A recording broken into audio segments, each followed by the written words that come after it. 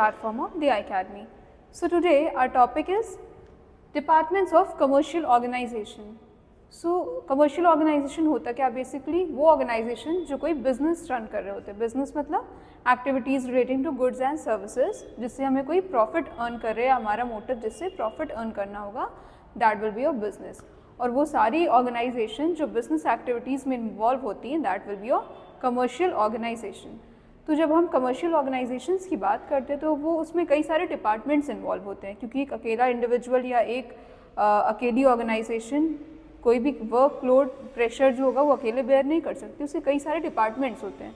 कई सारे डिपार्टमेंट्स से मिल के एक कंपनी को या एक ऑर्गेनाइजेशन को रन करते हैं. So let's discuss about the departments of organisations. First one is purchasing department. Now what is purchasing department?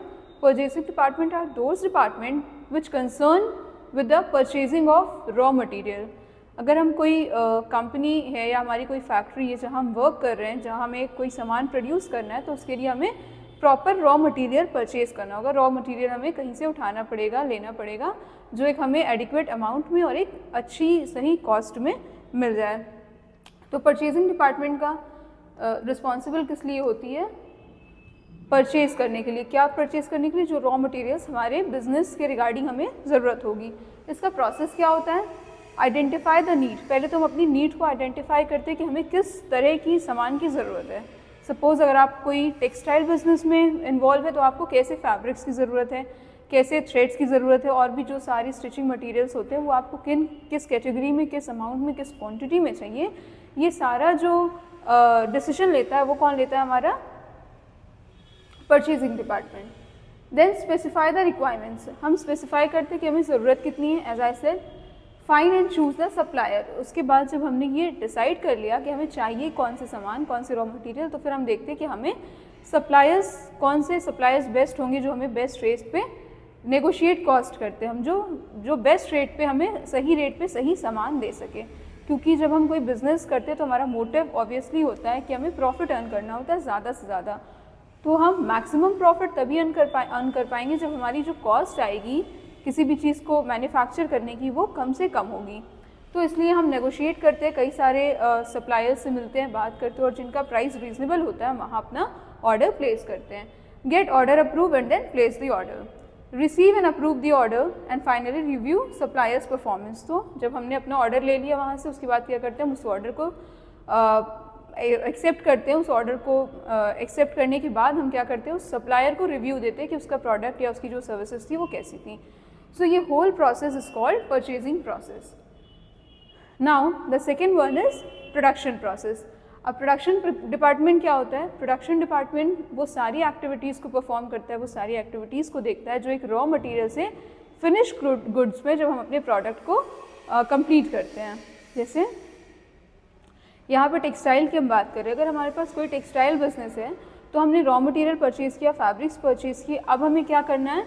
हमें उसको क्लॉथ में कन्वर्ट करना होता है, हमें कपड़ों में कन्वर्ट करना है. तो वो काम किसका होगा? अगेन प्रोडक्शन डिपार्टमेंट का. अब प्रोडक्शन डिपार्टमेंट का काम ये भी होता है कि जो भी बिजनेस जो भी प्रोडक्ट में वो डील कर रहे हैं उसकी लेबर कॉस्ट कम आए, उसकी कॉस्ट कम आए, और कम से कम बजट में हम उसको अच्छा से अच्छा फिनिश प्रोडक्ट बना सके. तभी हमारी जो कॉस्ट आएगी वो कम आएगी और हमारा सेलिंग प्राइस का हम ज़्यादा रख के ज़्यादा प्रॉफिट अर्न कर सकते हैं. तो जो प्रोडक्शन डिपार्टमेंट होता है उसका मेन काम क्या होता है? मेन चीज़ें उसकी क्या होती है कि optimal uses of resources like labour, equipments and raw material. तो हम जो हमारे लेबर्स हैं, जो हमारे रॉ मटेरियल और जो हमारे इक्विपमेंट्स हैं, हम उसको बेटर और एफिशिएंट वे में यूज़ कर सकें. सो इस चीज़ के लिए कौन रिस्पॉन्सिबल होगा? Production department. Now the third one is marketing and sales department. First let's discuss about the marketing department. तो मार्केटिंग एक लॉन्ग टर्म गोल होता है.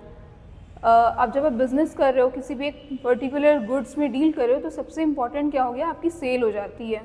अच्छा, सेल अच्छी रखने के लिए हमें अपने सामान की मार्केटिंग करनी पड़ेगी. जब हम कोई प्रोडक्ट बना रहे हैं, वो बन के तो रेडी हो गया, लेकिन वो बाज़ार में, मार्केट में जब जाएगा तो लोग उसकी ओर अट्रैक्ट कैसे होंगे?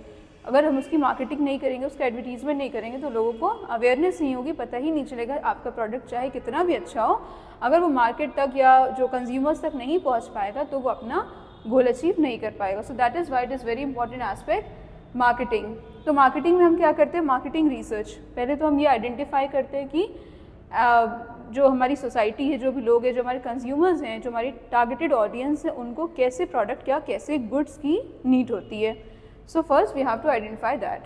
देन आफ्टर दैट ब्रांडिंग, हम अपने जो भी हमारा प्रोडक्ट है उसकी ब्रांडिंग करते हैं, उस चीज़ को, अपने गुड्स को बाकी जो भी कॉम्पिटिटर्स हैं उनके गुड्स से अच्छा कैसे हो, इसको हमें ध्यान में रखना होता है कि उनके कॉम्पिटिशन्स जो है, क्योंकि हमारा बिजनेस स्ट्रक्चर है आज के टाइम पे क्या हो गया, यहाँ बहुत ज़्यादा कट थ्रोट कॉम्पिटिशन है, तो हमें अपनी ब्रांडिंग वैसे ही करनी होगी। देन एडवर्टीजमेंट, अब एडवर्टीजमेंट कैसे कर सकते हैं, क्योंकि एडवर्टीजमेंट के बहुत सारे मेशर्स आ गए, बहुत सारे न्यू टेक्निक्स आ गई हैं जिससे हम अपना एडवर्टीजमेंट करते हैं। सोशल मीडिया हो सकती है, वीडियोस हो सकती है, ब्लॉग्स हो सकते हैं, ईमेल्स, ये सारे जो प्लेटफॉर्म्स हैं ये किस लिए हैं, हम अपने प्रोडक्ट की अच्छी से अच्छी मार्केटिंग करें, लोगों तक अवेयरनेस पहुंचाएं, लोगों तक अपने प्रोडक्ट की जानकारी देंगे, तभी जो हमारी टारगेटेड ऑडियंस है वो उससे अट्रैक्ट होगी और वो हमारी मार्केटिंग को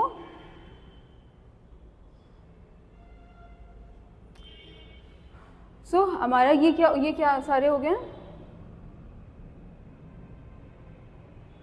अच्छा, these all are the activities included in marketing. Now let's discuss about the sale. Sales क्या होता है? It is a short term goal. Sales majorly जो एक जितनी अच्छी हम मार्केटिंग करेंगे, जितनी अच्छी मार्केटिंग रहेगी हमारी, उसका ही रिजल्ट हमें सेल्स में देखने को मिलता है कि जितना ज़्यादा एडवर्टीजमेंट किया हमने, जितने अपने प्रोडक्ट्स को लोगों से अवेयर कराया, उतनी ज़्यादा उसकी सेल्स बढ़ने के चांसेस हो जाते हैं। So it focus on a short-term goals such as establishing relationship with the customers and converting their interest into the purchase. तो हमें क्या करना होता है मार्केटिंग के थ्रू, अपनी जो टारगेटेड ऑडियंस होते हैं उन्हें अट्रैक्ट करना अपने गुड्स को परचेज करने के लिए। तो सेल्स बेसिकली वही है, जितने ऑडियंस हमसे अट्रैक्ट हो रही है, हमारे प्रोडक्ट से अट्रैक्ट होगी, उतनी ज़्यादा हमारी सेल्स बढ़ेगी। तो सेल्स कैसे हम कर सकते हैं? Increase cold calling, product demonstrations. Cold calling क्या होती है? जब हम पर्सन टू पर्सन लोगों को कॉल करते हैं। कई बार ऐसा होता है आपके पास भी अननोन नंबर से कॉल आती है किसी प्रोडक्ट के रिगार्डिंग कि हमारा प्रोडक्ट आप इसे यूज़ करके देख सकते हैं, ब्ला ब्ला। तो बहुत सारी चीज़ें होती हैं। तो कई बार हम कोल्ड कॉलिंग करते हैं, प्रोडक्ट डिमॉन्स्ट्रेशन, अपने प्रोडक्ट का डिमॉन्स्ट्रेशन करते हैं। जैसे अभी कुंभ है, यहाँ भी आप लोगों ने देखा बहुत सारी होर्डिंग्स, बिलबोर्ड्स लगे हैं बड़े बड़े, बहुत सारे प्रोडक्ट्स के, बहुत सारे एडवर्टीजमेंट चल रहे हैं। तो लोग क्या करते हैं, अपने जो भी गुड्स हैं उसका ऐसे डेमॉन्स्ट्रेशन करते हैं। या फिर आप रोड साइड देखो, कभी लोग स्टॉल्स लगा के डेमॉन्स्ट्रेशन करते हैं। तो ये क्या हो गया, एक तरह का एडवर्टीजमेंट ये भी हो जाता है। देन ईमेल के through, phone and video calls and in persons meeting, door to door meeting जैसे होती है, डोर टू डोर लोग जाके अपने प्रोडक्ट को सेल करते हैं, लोगों को बताते हैं उसके बारे में। तो it is also a kind of marketing or sales. Then the fourth one is accounting department.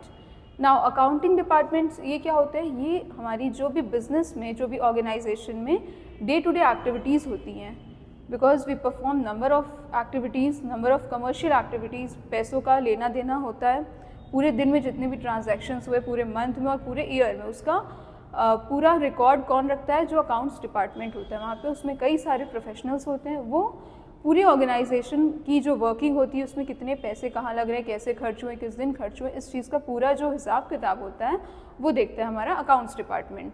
Yes, one more thing, accounts department हमारे लिए कई बार हेल्पफुल होता है जब हम कोई गवर्नमेंट पॉलिसीज़ या फिर जब हमें टैक्स पे करना होता है, उसके रिगार्डिंग भी बहुत ज़्यादा हेल्पफुल होता है, क्योंकि वो हमारे अकाउंटिंग रिकॉर्ड से हमारा प्रॉफिट या लॉस ईयरली हम आइडेंटिफाई कर सकते हैं और हमें नेक्स्ट ईयर कितना बिज़नेस को कैसे चलाना है, कितना लॉस हुआ, कितना प्रॉफिट हुआ, ये सारी चीज़ों का एक एस्टिमेट भी, हमें एक प्लान भी, एक आइडिया मिल जाता है हमारे अकाउंटिंग रिकॉर्ड से। Then finance department. अच्छा, नाउ फाइनेंस डिपार्टमेंट क्या होता है? अकाउंटिंग डिपार्टमेंट और फाइनेंस डिपार्टमेंट दोनों अलग अलग चीज़ें होती हैं। अकाउंट्स में हमने देखा कि वो डे टू डे एक्टिविटीज़ है, जो भी जितने भी एक्सपेंसेस हो रहे हैं, जितने भी हम डे टू डे एक्टिविटीज़ कर रहे हैं, कमर्शियल एक्टिविटीज़, जो भी पैसे खर्च हो रहे हैं, उसका पूरा हिसाब किताब होता है हमारे अकाउंट्स डिपार्टमेंट में। Whereas an financial department क्या करता है? बजट देखता है कि हमारे पास कितना फ़ंड है, हमें कितनी कैपिटल है हमारे पास, हमारे बिज़नेस में अभी कितनी हमें फ़ंड की ज़रूरत है अपने बिज़नेस को स्मूथली रन करने के लिए। जो भी हमारा टारगेट टाइम होगा, 1 ईयर 5 ईयर, जो भी हम अपना गोल बना के चलते हैं कि हमें इतने टाइम में इतनी कैपिटल की रिक्वायरमेंट है, या हमारे पास अगर प्रॉफिट ज़्यादा है तो हम इन्वेस्टमेंट कहाँ कर सकते हैं, या फिर हमें जो पूरे ईयरली बजट बना के चल रहा है कि हमें लोगों की सैलरी भी देनी है, मेंटेनेंस भी देखना है, जो हमने रॉ मटेरियल परचेज़ किया उस सप्लायर को भी पैसे देने हैं। तो ये जो भी प्रोसेस होता है, पूरा बजट का जो भी प्रोसेस चलता है वो देखता है हमारा finance department. Now the last one is human resource development, which is very important department of any commercial organisation. तो ह्यूमन रिसोर्स डेवलपमेंट क्या है कि ये जो सारे अभी हम लोगों ने डिपार्टमेंट्स के बारे में पढ़े, ये तभी यूज़फुल होगा, सक्सेसफुल होगा जब हमारे पास ह्यूमन रिसोर्स मैनेजमेंट अच्छा होगा, जब हमारे पास वर्क करने के लिए जो लोग हैं वो स्किल्ड होने चाहिए और क्वालिफाइड होने चाहिए। तो हम रिक्रूटमेंट करते हैं किसका? ऐसे लोगों का जो हमारे बिज़नेस के लिए सही होंगे, जो हमारी रिक्वायरमेंट्स होंगी रिगार्डिंग बिज़नेस फुलफिलमेंट, वो जैसे लोग हमें मिलेंगे अच्छे, अगर हमारे पास टीम अच्छी होगी तो हमारा वर्क उतना ही इफिशिएंटली, उतना ही स्मूथली चलता है। तो जब हम रिक्रूटमेंट करते हैं उसके बाद हम उन्हें ट्रेन करते हैं। कई बार ऐसी ऑर्गेनाइजेशन में या कुछ ऐसे काम होते हैं कि आपको लोगों को हायर करने के बाद उन्हें ट्रेन किया जाता है। जैसे आप लोगों ने बहुत सारे स्कूल्स में भी देखा है कि टीचर्स को भी ट्रेनिंग दी जाती है। बहुत सारे डिपार्टमेंट्स में होता है कि आप हायरिंग करते हो, फिर उनको अपने अकॉर्डिंग ट्रेन करते हो। तो ट्रेनिंग देना भी ह्यूमन रिसोर्स डेवलपमेंट का काम है। देन एडमिनिस्ट्रेशन, लीडरशिप क्वालिटी होनी चाहिए। जब आप एडमिनिस्ट्रेट कर रहे हो मतलब पूरी ऑर्गेनाइजेशन को देख रहे हो, कैसे किस डिपार्टमेंट में क्या काम होना है, किसको कहाँ अपॉइंट करना है, ये सारे जो इंपॉर्टेंट डिसीजन है ये भी कौन लेता है? HRM departments. Then human resource department, another work is compensation and benefits. तो जब कोई एम्प्लॉय होता है वो एक्स्ट्रा काम कर रहा है तो आप उन्हें कॉम्पनसेशन देते हो, उन्हें एक्स्ट्रा बेनिफिट देते हो। आप कॉम्पनसेशन में उन्हें कैश भी दे सकते हो, हॉलीडे भी एक्स्ट्रा प्रोवाइड कर सकते हो, या किसी भी तरह का आप उन्हें मोटिवेशन दे सकते हैं। देन रीट्रेनिंग एम्प्लॉयज़, अपने एम्प्लॉयज़ को कैसे रिटेन करके रख सकते ताकि वो हमारे ऑर्गेनाइजेशन को छोड़ के नहीं जाए, क्योंकि एक बार हमने इतना टाइम, इतनी एनर्जी लगाई है किसी पर्सन को स्किल्ड बनाने में, अपने ऑर्गेनाइजेशन के अकॉर्डिंग उनको चलाने के लिए, फिर उसके बाद अगर वो छोड़ के ना जाए वो ऑर्गेनाइजेशन, उसके लिए क्या करना पड़ता है? हमें एक हार्मोनियस रिलेशनशिप बनाना पड़ता है among all the employees. So these were the duties of human resource management. Okay, so this is our complete topic. Thank you.